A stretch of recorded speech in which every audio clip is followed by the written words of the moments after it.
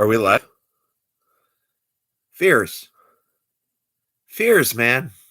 Fears is playing silent. Fears is off in the corner. I told him, Fears, go to the corner and stay there. No. Oh, I'm just kidding. Don't be mad at me, Fears. I'm joking. You can come out of the corner. I'm just kidding. I'm joking, man. Don't kill me. Do not kill me. We already got a like. In the Chizat. So I got to say that today was a good day. Hold on. Something happened to me tonight that it was off the hook. So I'm at the second place at karaoke where I go. And I go over to this table of 4 hot babes and 1 dude. Yakvo says, Randall the Sandal. Bimbo says, and the fan says, hey, Randy, how was karaoke? What songs did you sing? I sang Sugar Lumps. Every girl is checking out my sugar lumps. They drive the ladies crazy. All these witches checking out my britches. Put them in a trance when I wear track pants. My dungarees make them hungry. They're over the moon when I don pantaloons. Yeah, it was pretty good. So here's what happened. So in between songs, I saw these 4 hot college girls from I'm going to say they're hot college girls. So I go over to them, and I'm doing a trick. And this guy, hey, Dankness, what's up? This guy comes out of nowhere. I'm in the middle of a trick. I'm in the middle of doing the invisible card trick. This dickhead comes out of nowhere, takes the deck out of my hand, takes it, shuffles it, cuts it a few times, pats me on the back and said, do your magic trick now, smart boy. And then he walks off, and then he goes into the restroom. And I'm just like there for 4 seconds. I'm like, this guy just fucked me up majorly. This guy's ruined the whole trick. But then second number 5, lightning bolt shoots out of nowhere. And then I turn to one of the girls and I go, you know what? He think he may messed up the trick, but I'm slick. And they're all like, oh. So I do the trick, and I say, so we got the 7 of diamonds here, 7 of hearts here. Go ahead, pick the 7 of diamonds, 7 of hearts. Girl points to the 7 of diamonds. These were like invisible cards that, her imagination was making. So she goes, I'm going to pick the invisible 7 of diamonds. So I stick it back in the deck. Then I showed the deck to everybody, and I fanned the deck out, and there's the 7 of diamonds turned around, face up, and all the face down cards. And that guy thought he messed me up. He thought he won. He didn't win. I won. All 4 girls and the guy there cheered out loud, and that guy did not win. So F that guy. I outsmarted that guy. Just to let you know. Bimbo says, hi, Michael Keaton. The Carrie Show says, hey, everyone. Yakvo Petrovich Goldyakin Sr. says, wow. And Bimbo's like, geez, Randy, was he drunk? Yes, he was possibly drunk. No, wasn't that guy the fan. Nope. That's what's up, Randy. Did you pull any digits? No. There was this one really, really drunk woman there who was like, she was coming on to me major big time, and she was hot, but I was like, she's way too drunk. I'm not gonna. And by the way, I go to karaoke with my mom. I take her out, and Monday is our big day when we go out and do karaoke and stuff. I mean, she doesn't do karaoke. She sits and drinks with the people at the bar, and then I sit at like a little end table and, do my magic for whoever wants to see it. So that, Monday is my mom and my day, so this is our day out. It's the one day of the week. And, I try to, take her out, show her a good time, and she goes chats with her friends. I go chat with my friends, and, And I sing karaoke and do magic randomly. It was fun. So no, to answer your question, I did not pull any digits. And that would just be kind of weird if I did pull digits in front of my mom. Heck yeah, Randy. He probably had an uncomfortable bowel movement as well. Yeah, probably.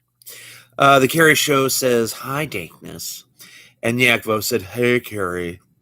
Are your headaches getting any better? How are you, Randy? How am I? I am doing just magical. And then on the way back, me and Mom wanted to get something cheesy and something with chips. So I got some Doritos and I got some queso dip. And my mom had chicharrones, which are like they're like pig skins. They're like pork rinds. So she had those. What's up with your headaches, Carrie? They getting bad or something, or what's going on? Yeah, Miles needs to learn a little bit about cooking and a healthy diet. Yeah, right. You're not gonna learn that from me, Miles. Sorry about. Oh shit. I mean, Dankness. You're not gonna learn that from me, Dankness. Oh, I love Doritos in queso. Spicy queso? Yes, it was. Yep. Had little bits of jalapeno in it. Jalapeno. Do you like blunts? I like people who are blunt. Sometimes I'm blunt. No. Do I like blunts? No, not really. His name is Michael Keaton, Clairaudience says. I started a new medicine shot every month, and they were lowering my other meds one at a time for the headaches. They're giving you a good B12 shot. B12 is good. It gives you a bunch of energy. Butt or boob? That's quite a question, Bimbo. Yeah. In the arm. So there you go, Bimbo. Neither. So yeah, Answer King. Yeah. But yeah, I had a pretty fun night tonight, and there were tons of hot ladies. Again, Yakvo says, I'm a boob and foot man. And the fan says, but what? Yeah. So now I am going to be debuting the new Cameo Man either on Saturday or Sunday. Bimbo says, but more. Yeah. But yeah, so I'm going to be debuting the Cameo Man either Saturday or Sunday. Look for it. I Googled, I'm not quite ready with it right this second, but I'll probably have it done by Friday, and then I'll upload it on Saturday or Sunday, because I Googled what is the best time to post on YouTube, and it said Wednesday. I know it's not going to be done Wednesday, and I could say Friday, but I want to give myself a little bit of leeway. I always give myself a cushion of 1 or 2 days, so it's probably either going to drop Saturday or Sunday. So look for it. What time do I think? I Googled that too, and they said that 3:00 California time is when you should drop it. So I'm going to be dropping it 3:00 California time, which is going to be like 6:00 my time. So all of you in Florida and in the Florida area, that's what time it's going to drop. So there you go.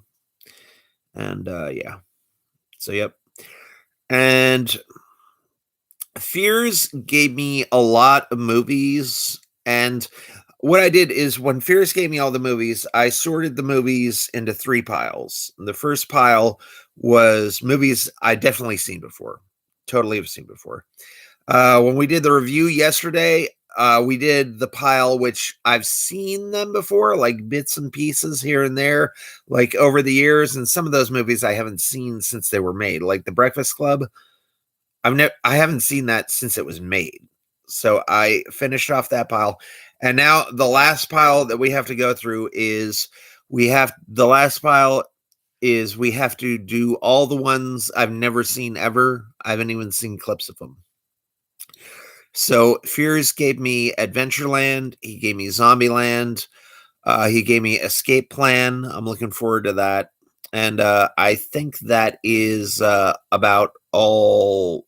I think there's like one or two more, but I can't think of them right now. The Carrie Show or Chest if it's hairless on the guys. The fan says, "What about New Zealand area?" Yakvo says, "All right, 5 o'clock Canadian time." Yeah. I'm busy now, man, playing Diablo in Hell, Act 3. Oh, nice. Bimbo says, "Do you like hairless Carrie?" Carrie Show says, "Yeah," or nicely trimmed. And Yakvo says, "Good luck, nakedness." So we're all cut up in the chat. So yeah, now Fears has me working on the new I don't know if we're working on a cartoon. It's not Fears Man. Fears Man is going to be the next project after that. But in this animation project, Bimbo says I like Harry. Yeah, Harry's pretty cool. He's a pretty cool guy. Harry Osborn. Yeah. I think he's a good son to Norman Osborn. I like Harry too. Yeah. Yeah. So you got Norman Osborn, then you got Harry Osborn. Norman is the Green Goblin, and Harry Osborn is the Hobgoblin. See, so they flipped it, you know. And I'm really looking forward to seeing Willem Dafoe in Spider-Man: No Way From Home. So you saw his little pumpkin grenade in there. Horrible Harry. Well, I mean, he is horrible to Spider-Man. You know, he like takes his girlfriend and tries to kill him and stuff. And yeah, Harry Osborn's pretty bad sometimes. Yeah. Yeah. So there you go. There you go. Yakvo. But yeah. Yeah. So now here's the thing. I have what I call golden moments.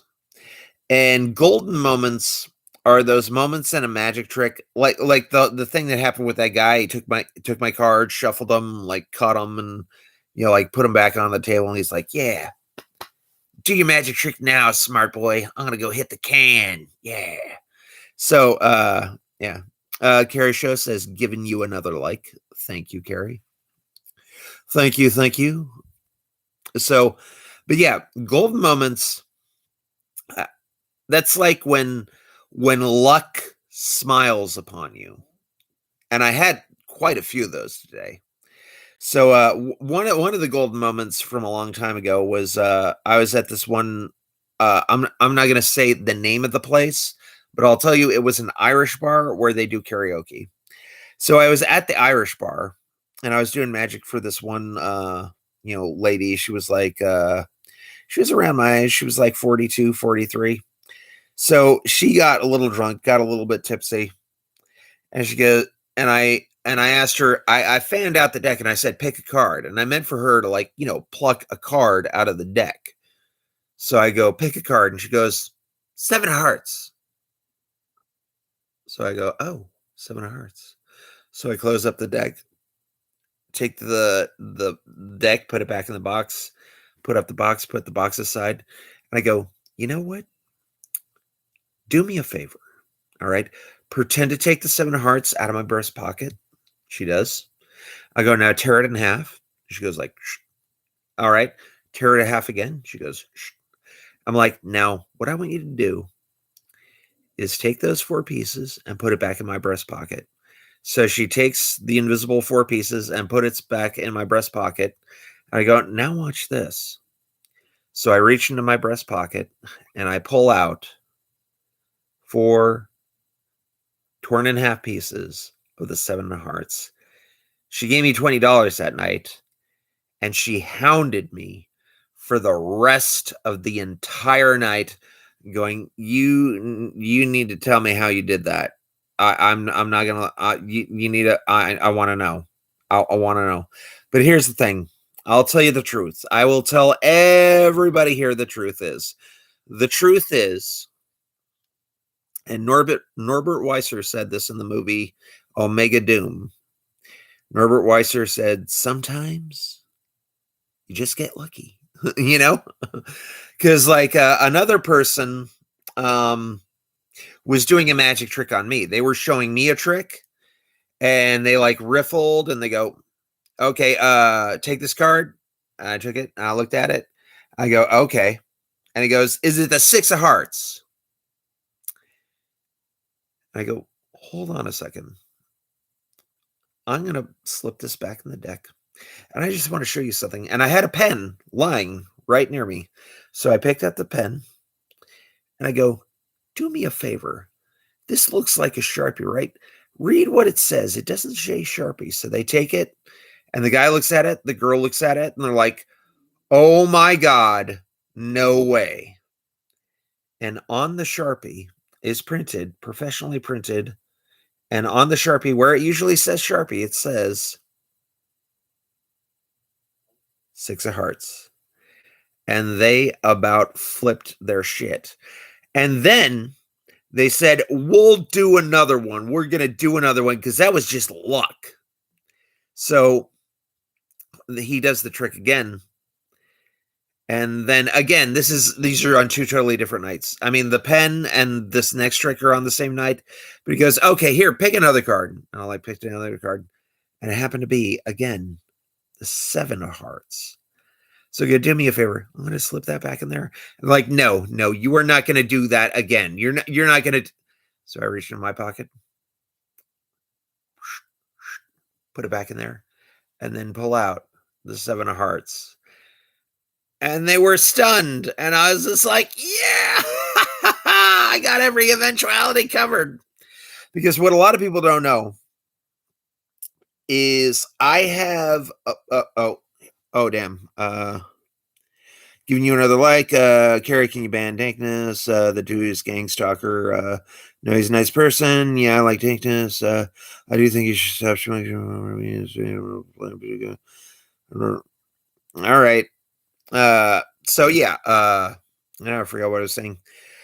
But what I was saying is I carry around like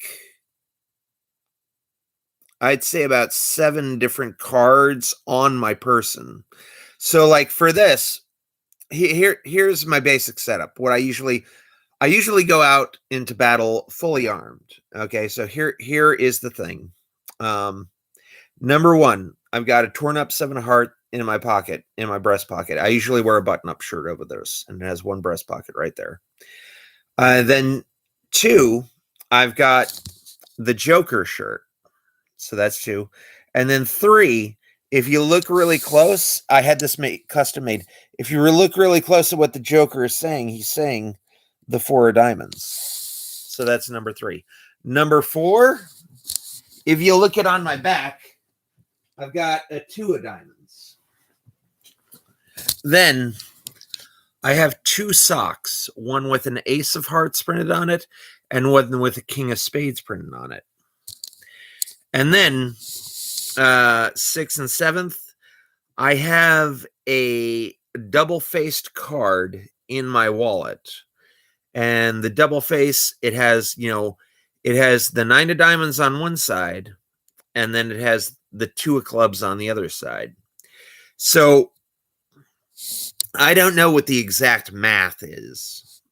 I have no clue because I suck at math, which is weird because a lot of my magic tricks depend greatly on math.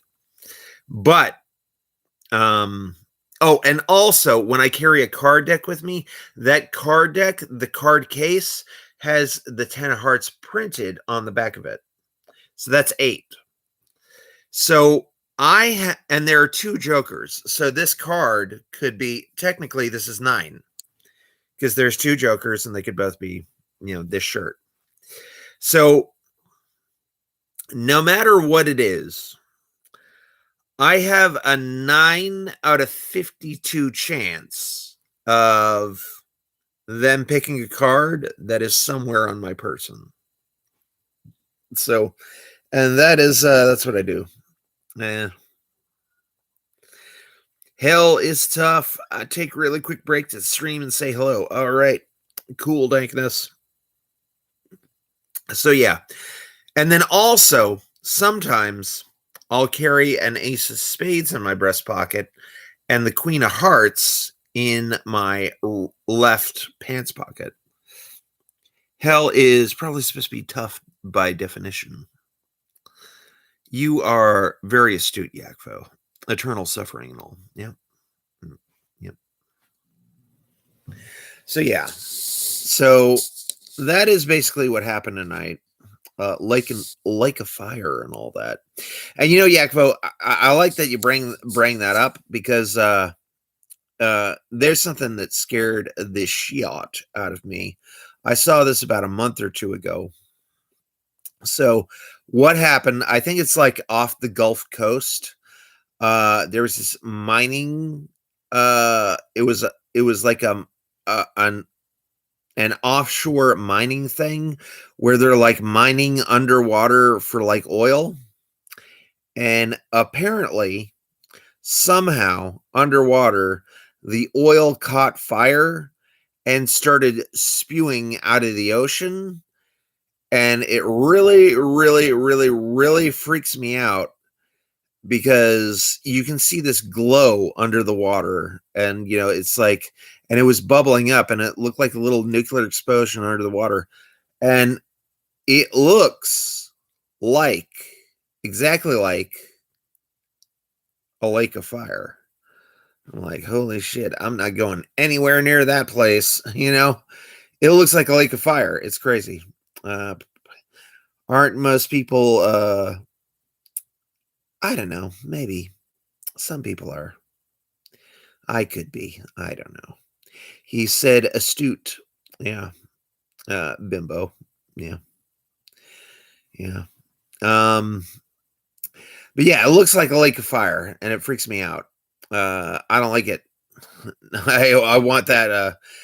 And here's the thing. I looked at the footage and it looks doctored. There's one shot. It's the same shot. It goes out of focus a little bit, but you can do an out of focus jiggle in After Effects. So I'm not 100% sure this footage is on the level. I want to see like 2 or 3 other camera angles before I get really upset about this. But yeah, that freaked me out a little bit. Yo, man, just sub to your streams seems chill. Yeah, we're pretty chill, little. We're pretty chill. IVI 62, LVL 62, living very large 62. What does LVL mean? I do not know. Is that your score dankness? And I'm just gonna shout out a little people in the chat. We got little in there, dankness, Carrie Show, Bimbo, Yakvo. The fan is in there. There's always people who come in at the very beginning and then don't stick around. Claire Audience is here.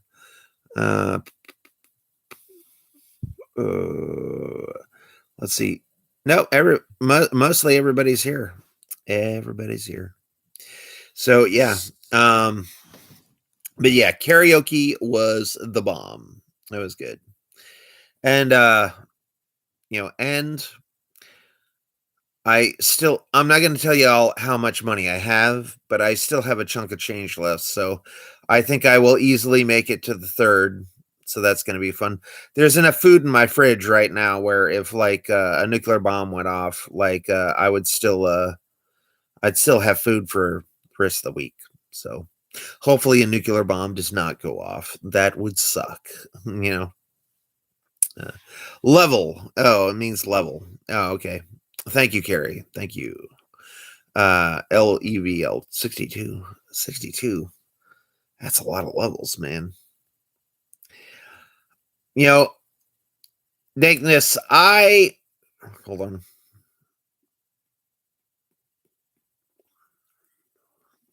Dankness, I don't play video games anymore. And I'll tell you why. Because I told it, between me and Fears, but I kind of got a little sidetracked. But yeah. Um yeah, right, Yakvo. I'm more interested in level 69. Yeah. But yeah, when I was a little Randy, uh I was about like 15 or 16, and I went to the movie theater. That's where the arcade where I used to go to, and I would easily drop 20 to 30 bucks on these arcade games. And we had sucky games like Virtua Fighter. You ever saw Virtua Fighter? Just imagine Virtua Fighter was a pretty shitty game. Imagine playing Mortal Kombat, but like all the graphics in Mortal Kombat were about the level of what you would see in Minecraft. Yeah. So it was basically like cardboard boxes fighting each other. So I drop the money in and I'm like, you know what? I just spent $30 and I beat the game and I got the high score. I'm like thinking to myself, what do I get? Yeah, I got a high score. So what? I don't get anything for that. I'm going to leave this arcade and that high score is going to be somewhere out in the ether. Uh little little seizures pizza. I think that's funny because I actually used to have seizures, and I actually used to eat Little Caesars pizza too. So, yeah. Anyways, so yeah, one day I just realized I can't do anything with the high score, and I used to go to these. I used to go to these movie theaters every time a major movie came out, which is like, and me and my mom had movie days, so we weekly went to the theater. So like in a week, I dropped like about $120 in quarters into these machines. And I think about all the stuff I wanted when I was a kid. Oh man, I could have had it. I could have had it if I just wouldn't have if I would have stopped playing Virtua Fighter and Mortal Kombat and Killer Instinct. There were tons of things that little Randy would have loved to have. Like, I used to read Guns and Ammo and Black Belt magazine, like, constantly, and I saw advertisements for all these really cool books, and I got beat up constantly in high school. Like, it was like a daily thing, and I remember looking in Guns and Ammo, and there's this guy named Paul Vunak. He had a picture of him going like this, like, and like he had this like little infomercial page about like oh man, we'll teach you how to stop a fight in 6 seconds. Oh yeah, the videos have like 4 different angles, so you really get the gist of the thing, and we'll teach you how to drop a guy with a gun, and we'll teach you how to like take on 5 guys at the same time, and we'll show you like 5 different sucker punches that can take out anybody and they'll never know it. So, like I said, I got the shit kicked out of me when I was a kid, and I really would have loved that VHS tape, but that VHS tape was like $100. But again, I'm dropping $120 at the arcade. I could have got that VHS tape and kicked freaking ass in high school. Fios is here. Fios says, "May the bung be with you always." Dankness says, "Hi, Fears." Fierce Man 26 says, "Randall, we do another movie review." Fierce Man says, "Sup, Dankness." Carrie Show says, "Be nice to Dankness. They live in different countries. Be nice to Dankness. He's not Michael Keaton. They live in different countries." Yakvo says, "Yeah, I would have loved the Bass Rutten Street Defense when I was younger." I don't know what Bass Rutten is, but it sounds like a martial arts. Fizzman 26 says, "We need to get some BK Lounge, Randy, at some point." Now, Fears, screw BK Lounge. I'm just gonna say that. The thing with BK Lounge is they have the Whopper, and that's it. That's all BK Lounge has. They just have the Whopper. You know, like you go to McDonald's and they got, the McNuggets and the McFlurry and the bacon, egg, and cheese and the sausage, egg, and cheese and the mango smoothie. Like, BK Lounge, it's just the Whopper. You just get a Whopper. That's all they have. You go into wow, what? Screw BK Lounge? My heart is hurt. LOL. Yeah, I'm just kidding. We'll get some BK Lounge next time you're over here. But yeah, but I'm serious about they just have the Whopper. You go to Taco Bell. They got the nacho cheese fries. They got the chalupa. They got the taco salad.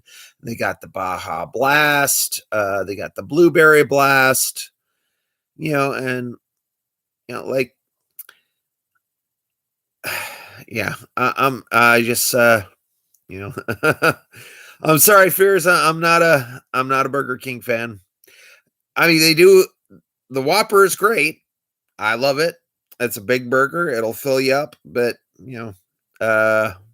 honestly, and like Arby's is offering some killer deals. 6 McNuggets for $1. That sure beats a sharp stick in the eye. Hey, Cameo Man, have you ever had a supernatural experience? I'll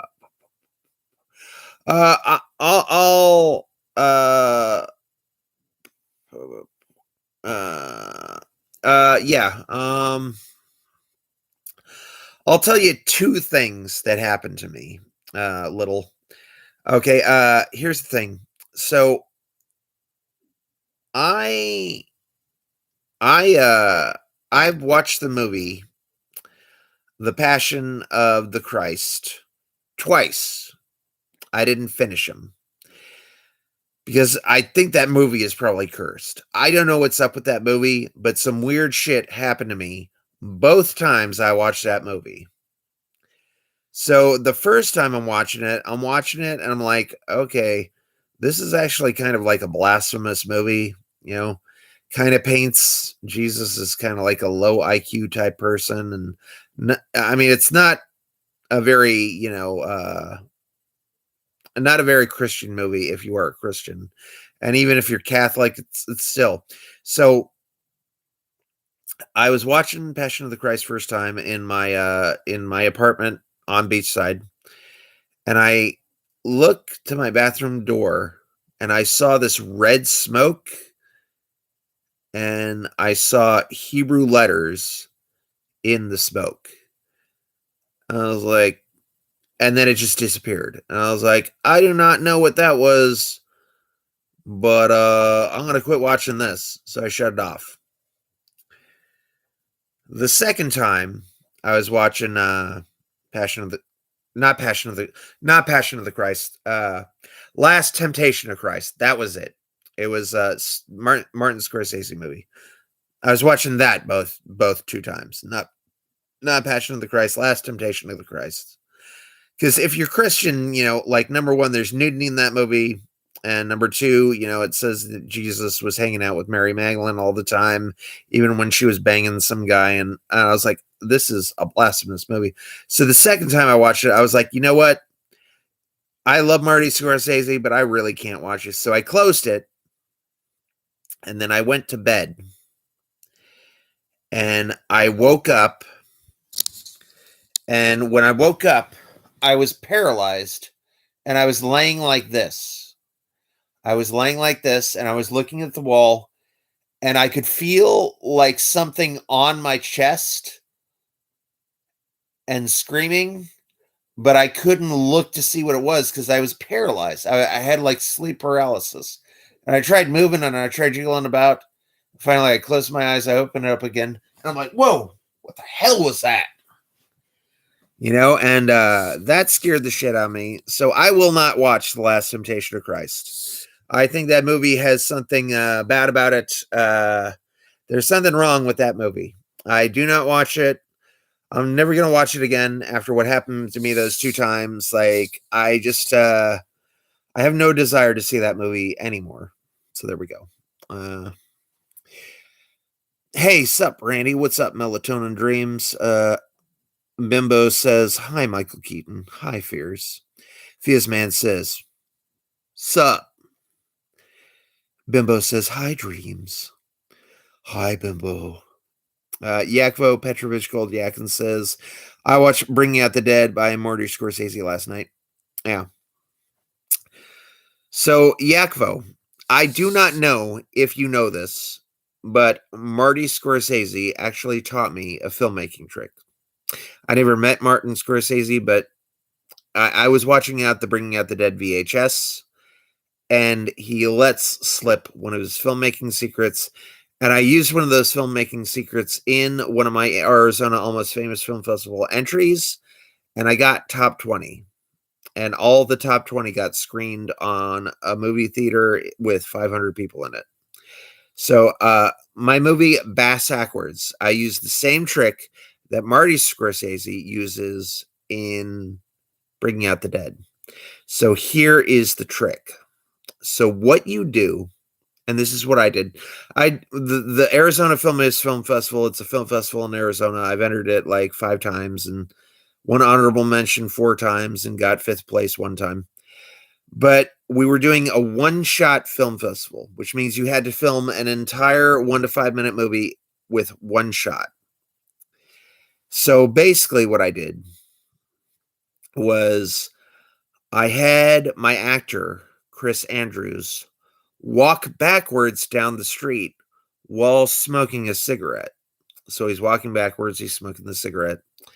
Then what I did, and like in the background you can see cars going by, and as he's walking backwards and smoking the cigarette. And what I did is I reversed the footage. So it looks like he's walking forward and smoke is going into his mouth, and it looks like all the cars are going backwards. And that's a secret, so don't tell anybody, okay? So everybody who talked to me about that movie was like, "Oh man, what After Effects were you doing? Like how did you use that? You use computer effects and CGI to like make the cars go backwards, and like were those real cars, or did you have everybody like go in reverse?" And like everybody was screaming and coming to me about that footage, and there's no After Effects at all. I just reversed the footage. That's all I did. But it looks like I had some like CGI or like some people driving backwards. It looks good. And the smoke going into the mouth, they're like, how did you do the smoke going into the mouth? That's nuts. So Bimbo says, that's hot. And Yakvo says, wow, very David Lynch as well. Yeah, David Lynch used that trick too. Do you think the moon landing footage is real? I'm on the fence, Little. I am on the fence. Like there was a guy in film school who denounced the moon landing footage. He said there are so many, and this guy was a major player in the industry. His name was Joe Mustachi. And Joe said he was on set. He was on the set of Twilight Zone when the guy and the 2 kids got killed by the helicopter. They really got killed. And he said, "Oh man, that was the most traumatizing thing I ever saw because the blade went through him." And it's like in Underworld where like Kate Beckinsale like slices that guy, and his like head like falls off. He says, "Which just like that." But Joe Mustaki is a professional in the film business, and he completely denounces the moon landing. He says it has to be fake. I'll show you a documentary where there's like 500 different like little things where they say it's fake. I don't know. I really don't know. But on that topic, I was talking to a military man, and the military man said, Randy, let me tell you something about the military. Our technology that we actually use in the field is 30 years ahead of everything that consumers get. Like, the US military uses cutting edge, high tech, top of the line stuff. Stuff that you're going to get 30 years from now is what we're using now. And I thought to myself, well, if this guy is true, like, that means like he had an iPhone like 30 years ago. I know it not an actual iPhone, but this, according to this guy, they had the iPhone technology like in 1980. So if that was true, that'd be pretty freaky, And like, I don't know. I've never been on a military expedition, with people and soldiers and all that. But when I was a kid, we had cable boxes, and you had to point the remote at the cable box, not the TV. You had to point it at the cable box for work. And supposedly there was like this little round thing next to the number. I mean, there was like the digital number, and then there was like this piece of black glass. And I always wondered, like, what if there was a camera in that black glass? And what if, like, the whole time, my entire life, or our entire lives, the government was watching our asses? Yeah. Yakvo says Kate Beckinsale is so stunning. Yeah, she is. Yep, she's pretty cool. Although, I'm gonna say, Yakvo, don't hate me for this. I like Rona Mitra better. Nicolette Nice says, seriously? Yeah, seriously, I like Rona Mitra better. I I think she's cooler. I think she's hotter. Yeah. Yep. So, and then, I've seen a lot of videos from like the 1920s where people are supposedly caught using technology from like the 2000s. Randy, what about Taco Bell? Yeah, we can go to Taco Bell. I would prefer Taco Bell. Yeah. And get get a chalupa with no lettuce and no tomatoes and sour cream. That'd be dope. That'd be awesome, man. Yeah, Taco Bell. Yeah, we can go there. And Taco Bell has those little cinnamon swirls that you like. Nicolette Nice says Feruza Balk.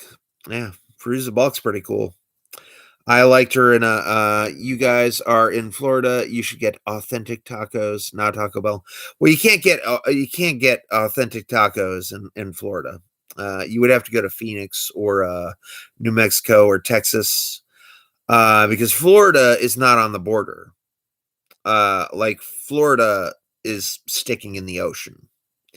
Like, you have to go a little bit further westward, and then you get the Mexico and the Mexican border. Yeah, Fierce says, "Oh, I do like those. Those are nice." Yeah. But yeah, you can't get there's still tons of Latinos. Bimbo says smiley face. Yeah.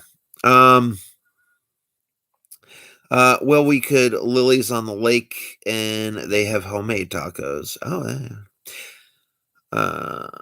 Lily's on the Lake is pretty good. Now, if you want really, I'll tell you where to go in Phoenix to get the best Mexican food and the best Italian food. On the corner of Thomas and on the corner of Thomas and 24th Street, there is this little Italian restaurant called Pinocchio's. Pinocchio's has the most sloppy, greasy, delicious chicken wings of all time. And their chicken wings are freaking huge. All right. And a lot of places, they give you like 12 and 16 and 18. You can go to Pinocchio's and you can get 30 wings for like $15. That's right. These things are huge. They're slathered in sauce and they cost 50 cents each. So if you want a good if you want to go to a good Italian food place, go there and check that out. Well, a place I know, Bimbo's and Nicole's, has the sloppiest toppy I've ever experienced. Yeah, that's what's up, Yakvo. I take a dab break and I enjoy with you guys. All right. We be dubbing. Yeah. I do not know what the thing with dabbing is, and I do not know the things with Can Crush. I don't know what the thing with Can Crushes is, but for all you people who like Can Crushes and dabbing, there you go, right there. You got a good Can Crush right there. So, more drugs. Yeah. More drugs. So, yeah. Michael Keaton means he's taking extremely concentrated marijuana resin. That was badass, Randy. Thanks, melatonin. That was for you. Yeah. Yeah. Speaking of badass, you know who's still making movies at 91? Clint Eastwood. Now, I saw Clint Eastwood I didn't see him personally. I watched him on TV. I saw Clint Eastwood at the 2013 or 2014 Academy Awards. And I think he got the award for like Gran Torino or something. And I think they said his name and he's like, and everybody around him was like, dude, you won. You won. Go up. That's you. You're Clint Eastwood. Go get up there. And I'll tell you, he did not even look like he knew what his name was. Like, he didn't look like he had a clue. And like, now he's got this new movie out called Cry Macho, which is kind of feels like a song's one. Randy, we are working on a new project. Tell the fans. Fierce Man, do you want me to say the name of the movie or did you want to keep it a secret? Just type in 1 if you want me to tell him the name. Well, he did talk to a chair on stage once. All right. Dankness Falls says, no, don't ruin my night. I want to have a good night. Keep it a secret. Okay. So I'm not going to tell you all guys, the movie that we're working on, the animation. I'll drop one hint. One hint. It is a movie from the 1980s. But it should I should be done with that pretty soon. And yeah. So I've got a few drawings done of it already. And like I said, Fears, the drawings aren't done. Like what I put on Facebook, those are not the final drawings. There's going to be many more layers.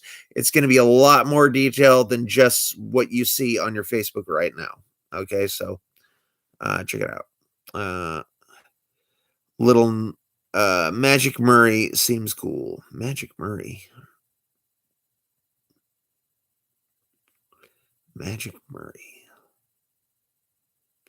Who's Magic Murray? I do not know. Sounds good, buddy. No worries. Take your time and keep it super detailed. Yeah, this is gonna it's gonna be detailed, Fears. It is going to. I'm gonna knock you on your ass with how detailed it is. So yeah. But yeah. So after we do this secret project, after that, we're going to be doing Fierce Man 5. And what's cool about Fierce Man 5 is I drew most of the drawings for Fierce Man 5 in the trailer. Like, I can take most of those drawings and I can animate most of the stuff that's going to be in the next Fierce Man in the trailer. What the fuck are you talking about? Michael Keaton, Dankness Falls. What are you talking about, melatonin dreams? Better not be pissing me off. Oh, whoop some ass. Nah, just kidding. I'm joking. Fearsman versus the Mockingbird Strikes Back. Yeah. The Mockingbird Strikes Back. Or how about the Mockingbird? The Mockingbird Strikes the Empire. Yeah. Yeah. Oh, that's not Fearsman versus. That's Fearsman 5. The Mockingbird Strikes Back. Sorry, Yakvo. I thought that was. I thought that V was versus. Pardonnez-moi. Excuse me. I'm sorry. Yeah, that's like that's a reference to Star Wars 5, The Empire Strikes Back. Yeah. Very nice, very nice. I want to see some voices by some bystanders. I want to voice some bystanders. Oh yeah. Yeah. We'll get you in there. We'll get you in there somewhere. Yep. So yeah, I would like to have you in the cartoon, Yakfo. I think that'd be great. And if you're not in Fierce's cartoon, you can be in my cartoon. You know, I'll have a few bystanders around there somewhere. So it is 51:16. So I'm gonna go for 9 more minutes. And then if y'all are lucky, or if I get some really good questions, I'll go for 1:30. But here is the thing. Sometimes I have what I call a post karaoke fever. And post karaoke fever is basically this. After karaoke, I don't know what it is, but I feel like I have a fever. Like my face is very hot right now. My throat's all scratchy. I feel like I got some lumps in my throat, and I don't know what it is. But then I go to sleep and I wake up the next morning and everything's fine. So I do not know what the post karaoke fever is. But it happens. It sucks. You don't feel good. But after I go to sleep the very next day, I wake up and perfectly fine. This has happened to me 5 million times. But yeah. I want to do a Boston accent. Well, Yakvo, you're from Canada, so I don't know if you could do an authentic Boston accent, but I'll teach you. I teach you, but I have to charge. Yeah, Yakvo, the key to doing a Boston accent is to change the spelling of words. So, like a normal person says coffee, but in Boston they say coffee. Like in normal English, it's COFFEE, but with a Boston accent, it's CAUWFEE. That's how the Boston people say coffee.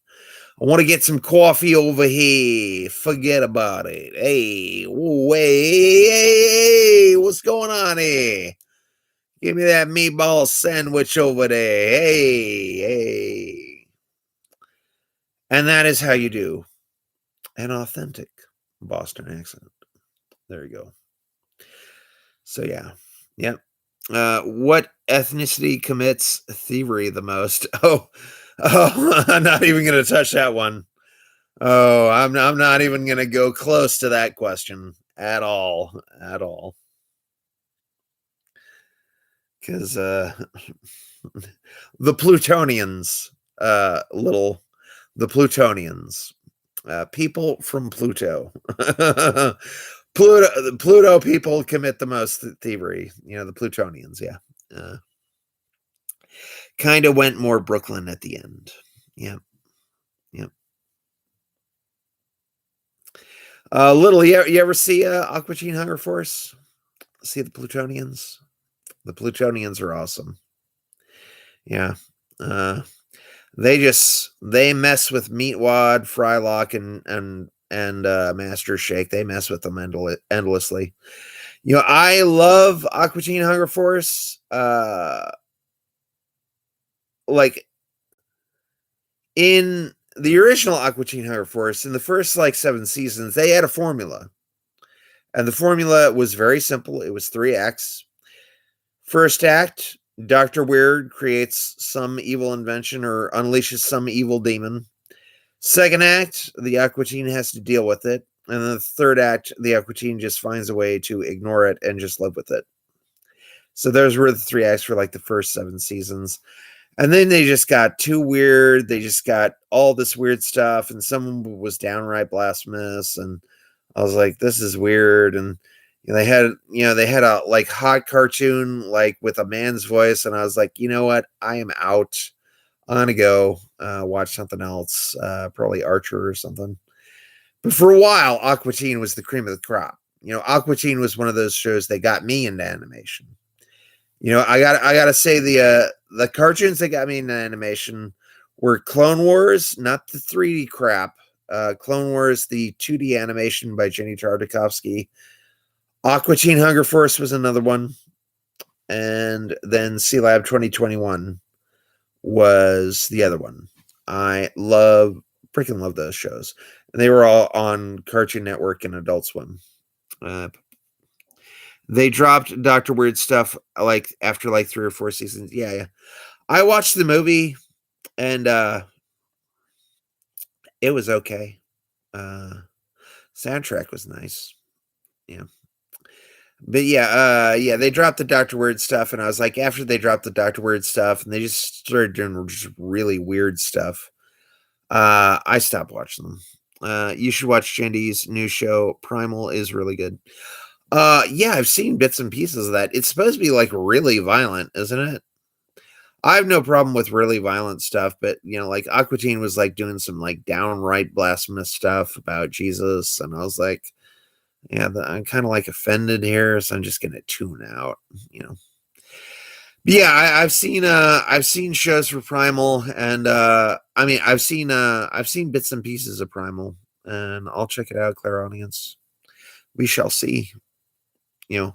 I spend a lot of my time reading.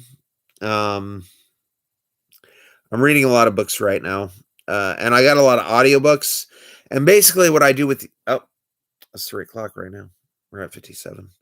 Okay, so basically, what I do with audiobooks is like whenever I'm cleaning my room or like doing like a major like physical project around the house, what I do is I just set up Audible on the stereo, and I will like clean for an hour while listening to audiobooks on Audible. And Tony Robbins calls that net time, and net stands for no extra time, which means, whatever you're doing, whether you're having dinner or you're, cleaning up your room or, riding in your car or exercising, you can be doing 2 things at once, and you can exercise and you can listen and you can feed your mind at the same time. And again, that's what Tony Robbins calls no extra time, because you learn twice as much in no extra time. So there you go. And the audiobooks that I'm listening to right now are Success is a Choice by John C. Maxwell. And the other one I'm listening to is Objections by Jeb Blount. Feed your head. Yeah. So now the Objections book, it's a sales book. It gives you like sales scripts and stuff. Is only one person watching, really? Because because I know that right there cannot be a Yakko says, I object to that book. Well, Jeb Blount, he says, basically there's a million rejections that people can give to you, but like, honestly, if you're working in like a sales thing, there's only like 11 basic rejections that people give you. Like, it's too expensive. We already have one. We have a company. We already use this product. Worked with you guys before. Your product sucks. I need to talk to my wife, or I need to talk to my significant other. So there's about 11 basic rejections that he covers, and he covers like 5 million ways to overcome those 11 basic rejections. Now again, Yakvo says I object to that book. Chesterton says objection. Yakvo says I'm still here. Nicolette Nice says we object. And Chester Spoon says I object again. Well, I will just counter those objections with saying I don't allow you to object. So yeah, there you go. You're not able to because I do not allow you to. You cannot object. So there you go. What do you think of that? Have you ever read the book I Wish My Daddy Didn't Drink So Much? I don't know if that's a joke or if that's an actual book. So I am going to look that up right now. I object your objection. Well, I object to you objecting to my objection. So objection overruled. So there you go. Yeah. Because I got to look this stuff up, like I wish my daddy didn't drink so much. Yeah. I'm gonna look that up right now. Because there's an off chance that might actually be a book. Because somebody talked to me a little while ago. I mentioned a woman named Amber, and they said, "Oh, is the woman you have a crush on Amber Reed Lynn?" I was like, "Oh, that sounds like a porn star. I wonder if that is." Wish my daddy didn't drink so much.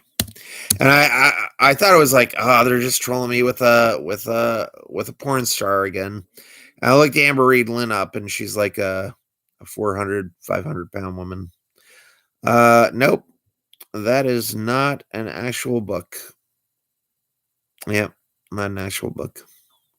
But I'm finding a lot of interesting hits on Amazon.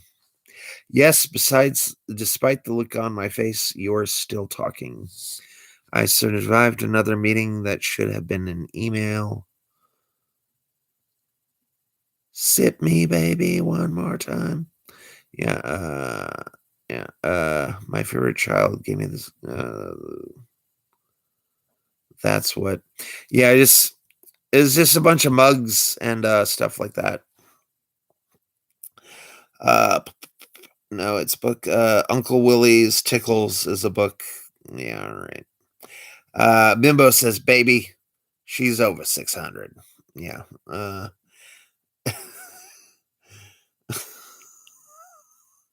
Judith Vigna is the author. All right. You know what? I'm going to go back on Amazon and I will look that up. Judith Vigna. We'll see.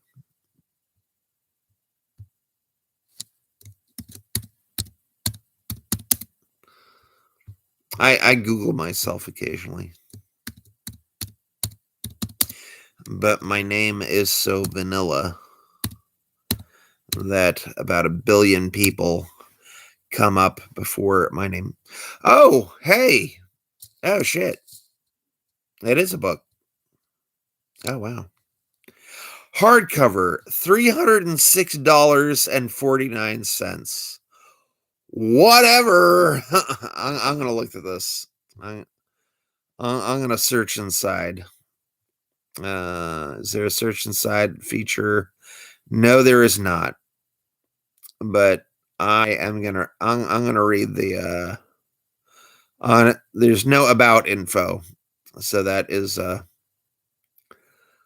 let's read some of the okay, I'm gonna read you some of the 5-star reviews, and then I'm gonna read you the 3% 1-star reviews. So I'm gonna read like 2 or 3 of these 5-star reviews. Here we go. This book is an excellent resource for a difficult topic. It presented the family problem of alcoholism in a caring, non-judgmental way. It illustrates how the alcoholic's family, particularly the child, is impacted by his disease in ways that others may not recognize. It also illustrates the need for outside support for the family. It was not scary and did not lay blame. It fostered a sense of empathy, not only for the family, but for the alcoholics as well. It was a good story and may serve as the springboard for future discussions. To the author, on behalf of my daughter, thank you. Okay. Uh, uh, a girl and her mother deal with the father's drinking during Christmas. Sounds fun. The father builds the daughter a beautiful handmade sled, but then is too drunk to keep his promise to go sledding with her. Mother and daughter take their Christmas turkey to the home of an older woman who is a recovering alcoholic. This woman provides them with a safe haven of understanding and acceptance. She acknowledges the hurt, but encourages the child to find ways to be happy, even while her father continues to drink. The story could help the child of an alcoholic understand that it is not the child's fault. All right, one more of the 5-star reviews. I accidentally came across this book while searching for a joke gift for friends. I ended up buying a stack of the copies to my friends so they can learn about being pregnant for the first time. The reactions are nothing by high comedy. I don't know how that was a 5-star review. Okay, we're going to go to the 1-star reviews here. Check out the 1-star reviews, see what they had to say. Because these people obviously hated the book. Although I hate it on Amazon when people buy the book and they're like, oh, it's not in the condition I wanted. Well, people aren't looking at your review to know that you didn't get a good in condition book. What they're looking for is the content of the book worth a damn? You know, they don't care about, oh, it didn't come in the package I wanted. Nobody cares about that. All right. They care about, did you like the book? Is it valuable information? You know, don't go on a book's website and say, oh, it arrived late. Well, that's you. You know, that's just you. That's not going to affect anybody else. So, 1-star book, or 1-star review. The title of the review is This Book is Dangerous. All right, here we go. Happened across this book in the library, and I thought I'd put a few words against it since it's doubtless high recommended among books to help kids cope with alcoholism in the family. That is, if your idea of teaching children to cope is training them to accept their fate, bury it in a euphemism, and move on from one depressing day of abuse to another in the shadow of what this book excuses as sickness. The father in this book is typically horrendous, lying and near abusing his daughter. Yet the non-alcoholic mother insists on keeping her child in this situation, breaking down in tears rather than offering a beacon of safety of what must be the child's poor, hopeless world. True, this book is realistic, yet I cannot imagine any parent or counselor offering it to a child, since they don't offer any real advice besides A, alcohol is something to be ashamed of. The girl said she couldn't have anyone to talk to but her father, but her mother has one friend she can confide in. B, feel free to get out an evening of fun before remaining in the bad situation. Yuck, yuck, and double yuck. I'm all for this body of fiction to help kids cope with issues, but this is a nasty addition to a bunch and could destroy more than a few already fragile kids. Postscript, added June 16th, 2010. As adults, it's our job to protect kids. You would, oh, well, oh, hold on. That review got way bad right there, so I'm going to cut it off right there. So, we object. I object again. Have you ever read the book I Wish My Daddy Didn't Drink So Much? Sounds interesting. It sounds interesting. I object your a rule. No, it's a book. Uncle Willie's Tickles is a book. I'm sure it is. I'm not going to look that one up. Judith Figna is the author. I appreciate 700-pound women. Hey, if you're into 700-pound women, have at it. You know, they need love too. Now that's a bargain. Little gives me a thumbs up, dude. Uncle Willie's Tickles is written by Marcy Aboff. Bimbo says, thank you, Randy. Toaster Spoon says 5 stars, man. Little, ever hear about the book called Alex the Kids with Teacher's Aids? No, I did not hear about that. These all sound like awesome books, way better than Success is a Choice and Objections by Jeb Blount. These all sound like real winners, you know? Yeah. Teacher's aides isn't funny. Well, I was a TA once. Yeah. I helped the teacher out lots of times. So, yeah. So I don't know what to say to that. It's toaster spoon. I do not know what to say to that. So I will zip my lip and I will say nothing for the rest of the stream.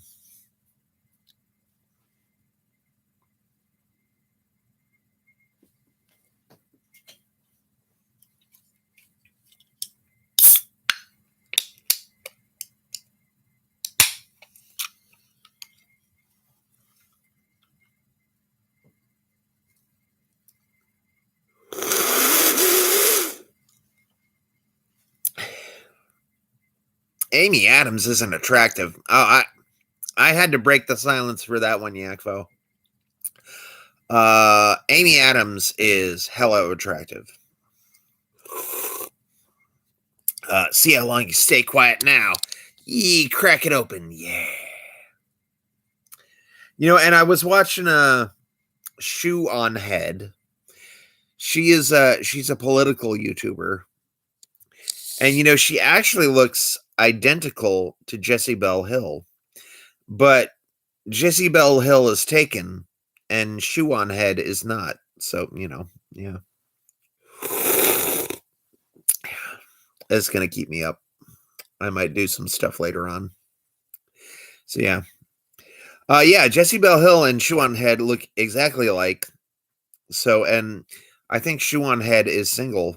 So I'm just going to, you know, let Jessie do whatever she wants with the MMA holes, and I'll just, I will just simp after Shoe on Head, you know.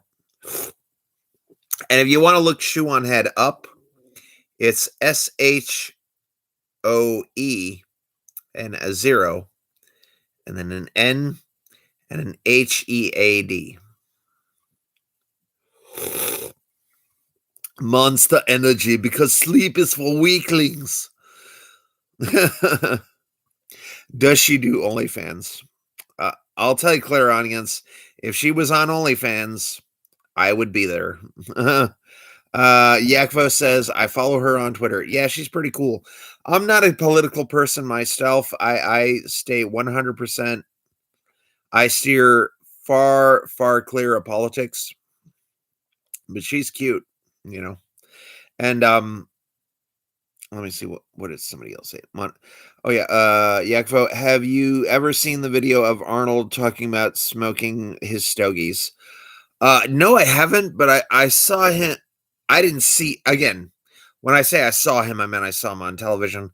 I saw him at the premiere of Last Action Hero, and he had a giant torch and he lit up his cigar with that. But one of my favorite Arnold Schwarzenegger quotes is this. He goes, you know, everybody has 16 hours in a day because we sleep 8.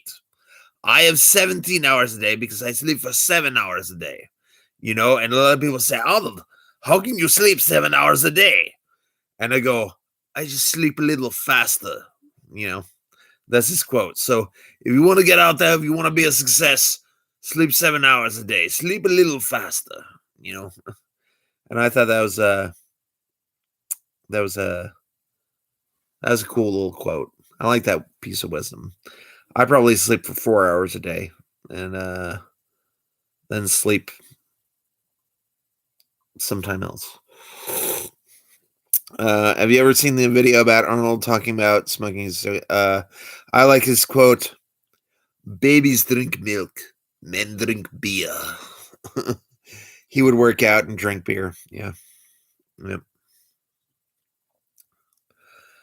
I remember somebody was mouthing off to Arnold. He was at a track somewhere. It was like a running track. I sleep so fast, I only sleep 1 hour a day. All right. So yeah, I remember he was on his track and there was like this hippie guy going, you know, I like to get the women. And he goes, you don't need, like the perfect man does not need more than one woman, sir. Is like, yeah, but if I need them, they're there. Like, oh man. Oh, just Arnold crushing it. Crushing it. Claire audience, I think time moves faster in Austria because of the gravity there. Yeah. Yeah. That is the gravity of that situation. Yeah. But yeah. I am a big fan of Arnold Schwarzenegger. I love practically everything he's done. Arnold has made very few bad movies. You know, who would be your top 5 OnlyFans wish lists? Oh,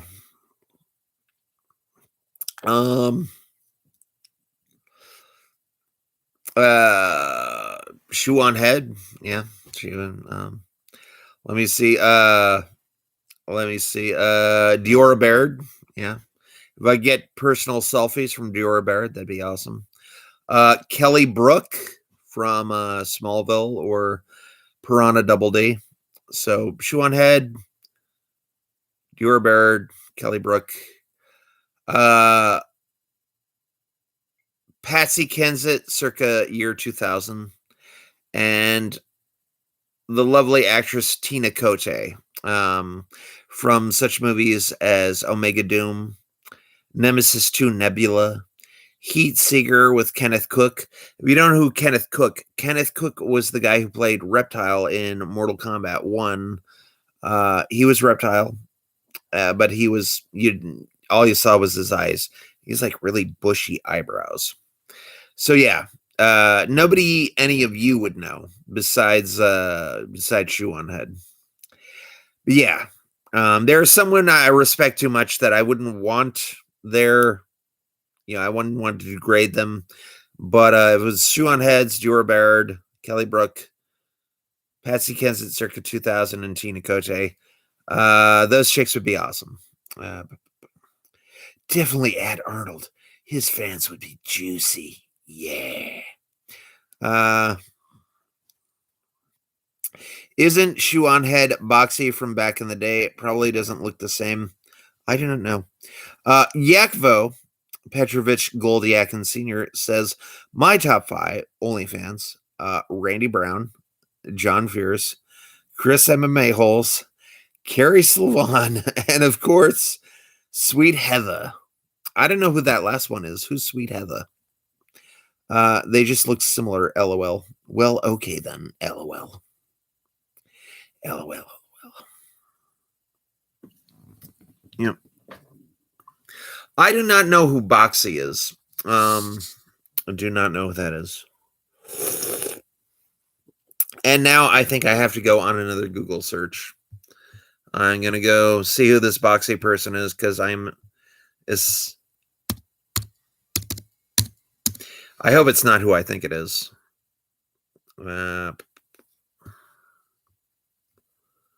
Catherine Wayne. Yeah, that does look like her. Yep. Yeah, that looks like Boxy. Yeah, she does look like Boxy. I 100% agree. She has the last name Batman. Catherine Wayne. Well, welcome to see you. I wish Richie would do one. She's got us. Yeah, she's pretty hot. LOL. LOL. That's pretty good, Touch Spoon. I like it. Touch Spoon says, yep. And then he says, Pom. Damn it, now I have to look what Nom is. Am I reading that right? Omnom? Have to look what that is up now. See, it always pays to do your research. Because you will find out interesting things. Go to images. It's like a little green alien type thing. Yep. Interesting. Boxy 29. Shoehead is 30. What was Bane's last name? Ooh. Oh, Bane wasn't Bane was a moniker that Jason Woodrue put on the criminal that he created into Bane. Bane's actual name is Antonio Diego. That's Bane's actual name. But Jason Woodrue, who would later become the Floronic Man in the comics, when he turned Antonio Diego into like a muscled monstrosity, he said, "I name you Bane," as in Bane of humanity. So that is so Diego is Bane's last name, if you really want to know. See, I'm Randy Brown, and I'm dropping some Batman knowledge on all y'all.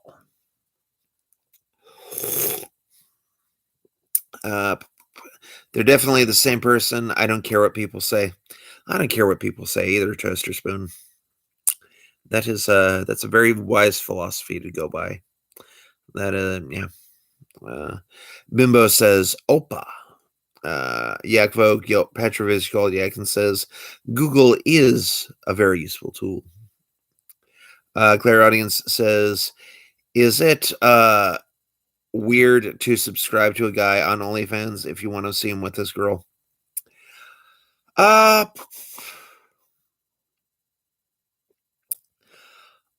don't know. The audience, the jury is out on that one, Claire Audience. I do not know, because I don't know. Toaster Spoon says, oh yeah, it's totally weird. Little says, how do you feel uncomfortable on a plane if you had to sit next to someone that was wearing a turban and visibly upset? That would tick 2 of the 12 boxes off that was a terrorist. And I am going to find the book, and that would tick 2 of the boxes off. And I see the book that I'm looking for right now. So bear with me for 5 seconds. I'm going to get that book.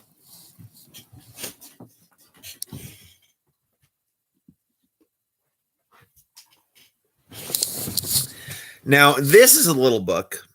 It's written by Lee Child, and Lee Child is one of my favorite authors. I love the Jack Reacher books. I have 2 or 3 in my library, not including this one. And this is Jack Reacher's Rules. All right, there it is. And this is not a novel.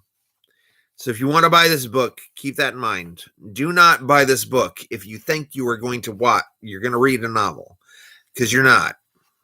But Jack Reacher has about 30 books out, and it's like you're gonna like this, Yakvo, because it's like the rules of acquisition in DS9.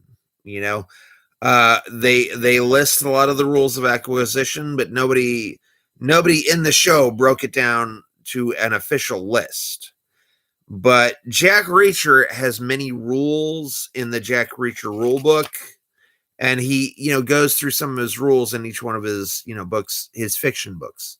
But this book has taken all 30 of those books and condensed all the rules into this book. So let me see if I can find the stuff, how to identify a terrorist. Let me see if I can find that.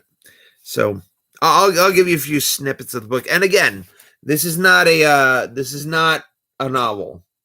It's just a collection of Jack Reacher's rules, one of his sayings is, the less I relax, the luckier I get. If you're climbing up toward a trapdoor into an uncertain situation, situation, sorry. Catapult yourself up the last 18 feet as fast as you can. United States Army Military Police. That's just if in doubt, drink coffee. A good coffee mug is cylindrical in shape, narrow in relation to its height, and with a thin lip. A bad coffee mug has a thick lip, too wide, too shallow, too much mass. It will cool the drink too fast. So, if you're doing a stakeout and you need the perfect coffee mug, this Jack Reacher's Rules has got you covered.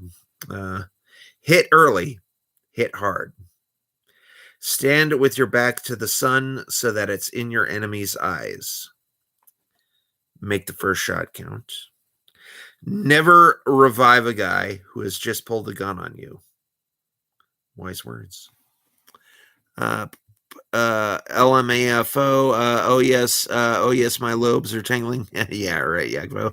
My lobes are on fire. How to identify a terrorist? That's gold. Yeah, let me see if I can find that in there, because he has 12 criteria in here, and I'm gonna find it. It's in here somewhere. Maybe there's an index. Nope, no index. Oh, here we go. Nope. I'm gonna take a while, so bear with me. Let me just find it here.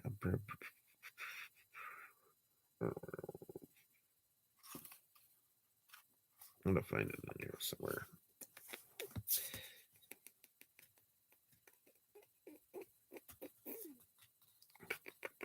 Okay, here we go. The 12 Signs of a Suicide Bomber, page 97. 97. Here we go. Here we go. So this is the 12 Signs of a Suicide Bomber according to Jack Reacher's Rules. Number 1, inappropriate clothing, oversized or padded coat. That's first one. Number 2, a robotic walk because of carrying unaccustomed weight. 3, irritability. 4, profuse sweating. 5, tics. 6, nervous behavior. 7, low and controlled breathing, panting. 8, staring rigidly ahead. 9, mumbled prayers. 10, a large bag. 11, hands in the bag. And then 12, a lack of suntan from a fresh shave. That's for a male. And then a lack of suntan from taking off a headscarf. That's female. So if it was a woman, she would only have like a tan like right there around this area. So those are the 12 signs. This isn't me. This is like right there. It's in print. So those are the 12 signs of a suicide bomber. There's lots of interesting stuff in here. Some of them are just like little quippy, pithy sayings that he says. And then some of them are actually, useful information. Or it's like 50-50 useful information and then 50-50 pithy sayings. So there you go. Yep, it's in there. Jack Reacher's Rule. It's a short book. Again, if you're going to buy this book, know that it's not a novel. It doesn't have a story. It's not a story about Jack Reacher. It's just like, a collection of stuff in there. So, and the reason I read that is because I saw it right out of the corner of my eye. And I was like, it's right there. I'll just go get it. And, so yeah. Two of my favorite rules out of those books I can remember by heart. One, it said if you ever have to bust a door down, kick the door near the doorknob, because it's like a lever. It'll open it a lot quicker than if you hit the door with your foot in the center of the door. And then the other one was, if you're going upstairs and they're wooden stairs, walk on the outside of the step, because it's the middle part of the step that'll make that creaking noise. So if you're creeping up the stairs, walk on the outside of the steps. So there you go. You didn't think I was serious, Toaster Spoon, did you? So there you go. There you go. But yeah, I guess turban was not one of them. But sweating was. Sweating and was Yakovo says notes taken. And Dagna says sneaky. Yeah. No terrorist will get by me now. Yeah. And you know what? Y'all didn't even ask any questions, and we are already at an hour 30. And if it was some special day or some holiday occasion, I would stick around with you for another 30. But I want to watch Escape Plan. I want to watch Adventure Time. Not Adventure Time. I want to watch Adventureland. I want to watch Zombieland.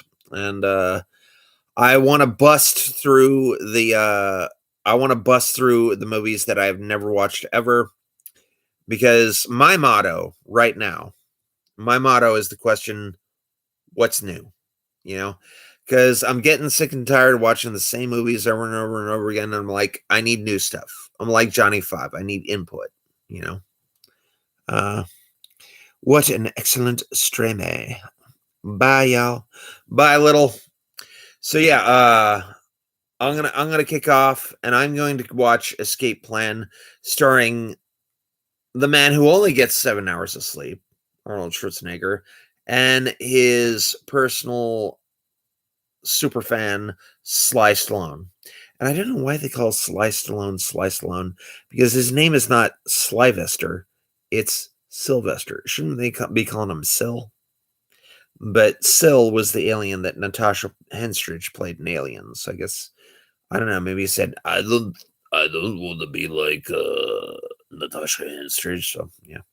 But it's Sylvester, not Slyvester. I don't know where they're getting Sly from.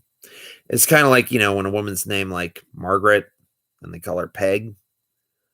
I'm like, yeah, I can see Will being changed to Bill because, you're just changing one letter. But Margaret turning into Peg, don't know how that does it. So there we go. So thank you so much, everybody, for coming out and being a part of the stream. So I got to keep nailing my send. I keep forgetting my send off, because I keep saying Cameo Man and vlogging with Mr. Brown. No. My name is Randy Brown for Cameo Man 2021 and the Mayor of Magic. Thank you so much for joining me, and I will see you later, alligator. I am Audi 5000. Bye.